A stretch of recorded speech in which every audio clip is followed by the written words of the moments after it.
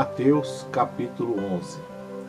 João Batista envia 2 discípulos seus a Jesus. E aconteceu que, acabando Jesus de dar instruções aos seus 12 discípulos, partiu dali a ensinar e a pregar nas cidades deles. E João, ouvindo no cárcere falar dos feitos de Cristo, enviou 2 dos seus discípulos a dizer-lhe: És tu aquele que havia de vir, ou esperamos outro? E Jesus, respondendo, disse-lhe: Ide e anunciai a João as coisas que ouvis e vedes. Os cegos vêm, os coxos andam, os leprosos são limpos e os surdos ouvem. Os mortos são ressuscitados e aos pobres é anunciado o Evangelho. E bem-aventurado é aquele que se não escandalizar em mim. E partindo eles, começou Jesus a dizer às turbas a respeito de João: Que fostes ver no deserto? Uma cana agitada pelo vento? Sim, que fostes ver? Um homem ricamente vestido?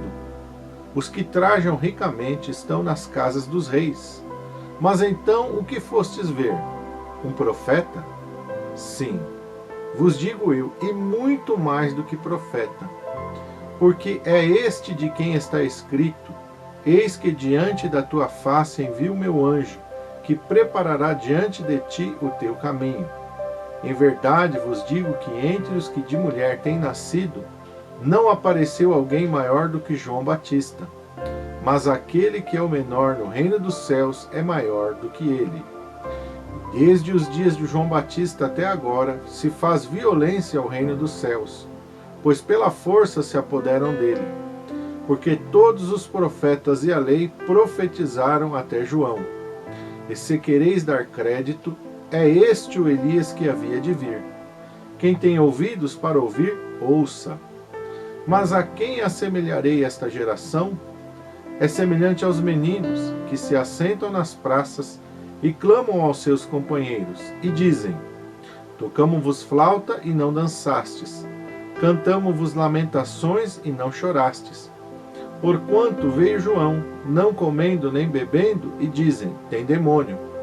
Veio o Filho do Homem, comendo e bebendo, e dizem: Eis aí um homem comilão e beberrão, amigo de publicanos e pecadores.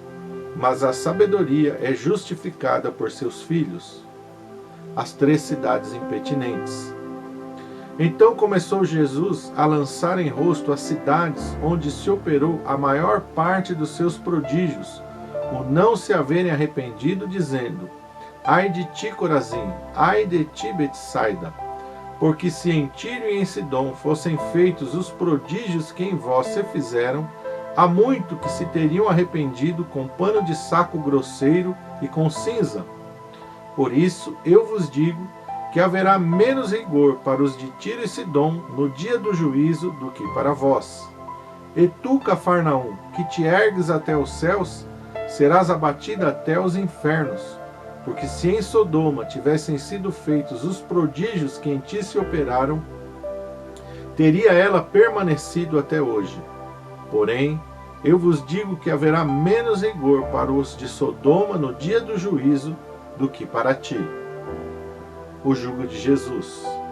Naquele tempo, respondendo Jesus, disse: Graças te dou, ó Pai, Senhor do céu e da terra, que ocultaste estas coisas aos sábios e instruídos e as revelaste aos pequeninos. Sim, ó Pai, porque assim te aprouve.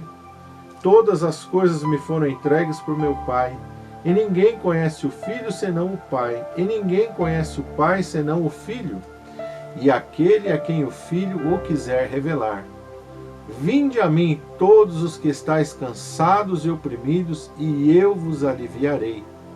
Tomai sobre vós o meu jugo e aprendei de mim, que sou manso e humilde de coração, e encontrareis descanso para a vossa alma, porque o meu jugo é suave e o meu fardo é leve. Nesse capítulo 11 do Evangelho de Mateus, Jesus fala a respeito de João Batista. João Batista manda 2 discípulos seus perguntar se Jesus realmente era o Cristo ou se eles deveriam esperar outro. Jesus, então, diz para os discípulos de João: olhem os sinais que estão acontecendo. são cumprimentos das profecias acerca do Messias.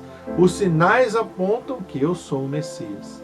E Jesus frisa bem, né, aqui, aos pobres é anunciado o Evangelho. Não que houvesse qualquer discriminação entre ricos e pobres, mas no tempo de Jesus, os fariseus e os saduceus, eles procuravam se relacionar principalmente com as pessoas que tinham mais dinheiro, que tinham maior poder econômico.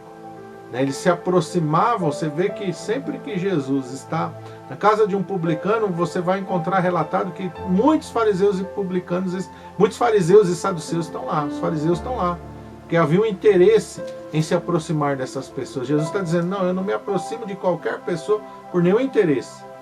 Ele foi na casa do publicano, mas também de igual maneira ele atendeu o pobre e o necessitado, e assim tem que ser o servo de Deus. Não pode se aproximar das pessoas por interesse, mas sim pela necessidade, pela fome que elas têm pela palavra de Deus. Jesus também vai repreender as cidades onde ele operou a maioria dos seus milagres. Vai dizer para aquelas cidades que elas no dia do juízo enfrentarão um juízo muito grande, muito severo, porque viram todos os dias Jesus andando por suas ruas e fazendo milagres e mais milagres. Jesus também vai se encerrar falando sobre o seu jugo. Não é pesado seguir ao Senhor Jesus. Não é um fardo entregar a nossa vida ao Senhor Jesus. Pelo contrário, quando nós encontramos o Senhor Jesus, todo fardo, todo peso, toda cadeia, toda amarra é quebrada da nossa vida. E nós vivemos uma vida de refrigério, de alívio, de gozo na presença de Deus. Passamos por lutas, sim. Passamos por provas, sim.